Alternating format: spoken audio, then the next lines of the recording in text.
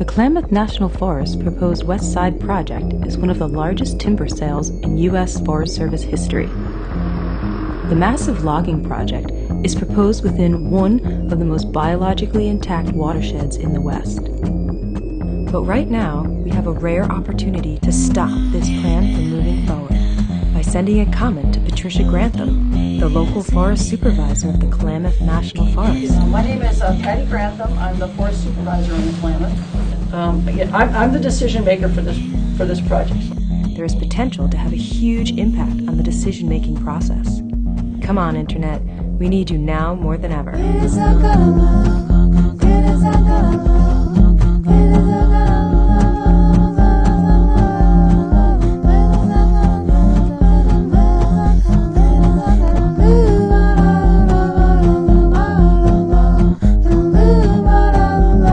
Westside is a massive project with over 30,000 acres of post-fire habitat at risk of elimination.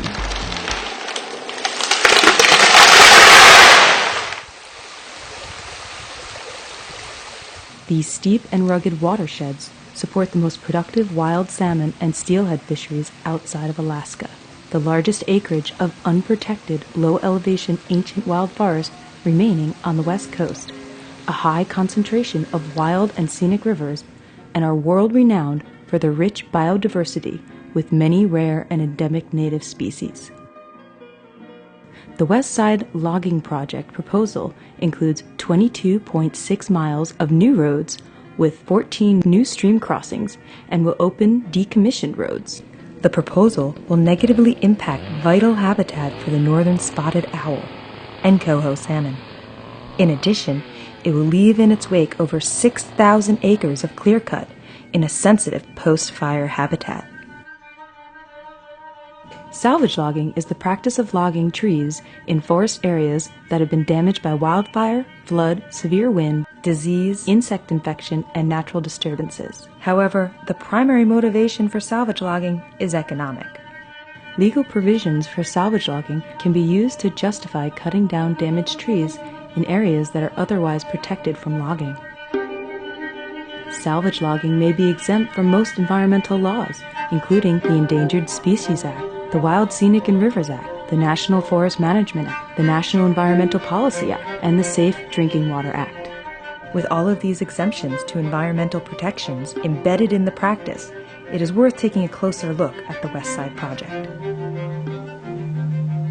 There was 200,000 acres of fire on the Klamath last year. They want to log up to 30,000 acres, so it's bigger than Biscuit, especially in terms of acres, and it's bigger than rimfire salvage. It's 100 to 200 million board feet. It's over nearly 7,000 acres of large units. They want to salvage log along and hazard trees along 650 miles of road, which equates to about over 20,000 acres. And over half of the project area is in what is called late successional reserves. And late successional reserves were set aside to protect and enhance old, mature forests and all of the species that are dependent on those mature forests. So half of the project area is in areas that were set aside to protect wildlife. But, and the Forest Service is going full guns on this project. They've asked for an expedited time period, so they want to start logging by July. In addition, green salvage is commonly reported. This is the felling of trees which are still alive in salvage logging operation areas. Trees which have been burnt may appear to be killed, but are still alive and able to regenerate. When you consider 200,000 acres of fire last year, vast majority of that was low and very low fire severity. There was less than 10% of the fires last year were high severity, and even, some fire scientists believe that high severity fire areas are one of the most rare habitats that we have, because wherever forests burn, they're usually salvage logged immediately. The tool that we're going to use to restore the land out there is the timber sale contract. And somebody, talked about, the value of trees, just going downhill very quickly after they're dead. Any kind of logging you do has more to do with societal needs, economic needs, that kind of thing. You don't have to harvest in order to maintain ecosystems. There's a really nice quote from a researcher up at the ATTN who says there's more life in a dead log, more living biomass than there is in a live tree. Other areas of debate in this topic involve salvage logging's impact on soil, water, and wildlife. The Westside project is likely to negatively affect northern spotted owls. It's removing over 1,000 acres of habitat. Westside project covers 3 different areas. One is up in Beaver Creek, kind of near the Oregon border.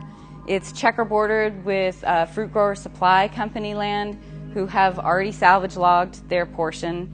Fruit Grower Supply currently has a habitat conservation plan in the making, which we are litigating, and they want to take up to 80 northern spotted owls. And they're counting on Forest Service land to mitigate their impacts for logging on their land, and now the Forest Service wants to go ahead and salvage log in that area.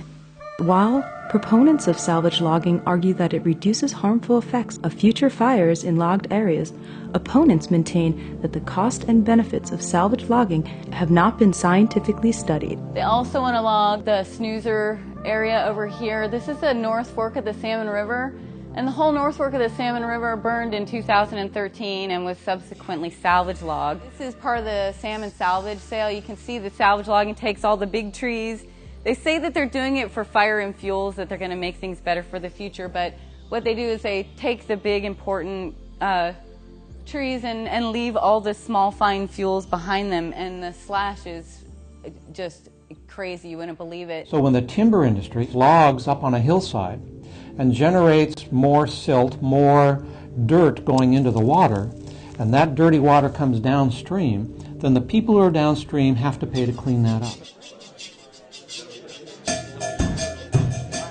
On April 7, 2015, environmental advocates, forest vendors, and regional stakeholders have rallied at the Klamath National Forest open house meeting for the Westside post-fire logging project.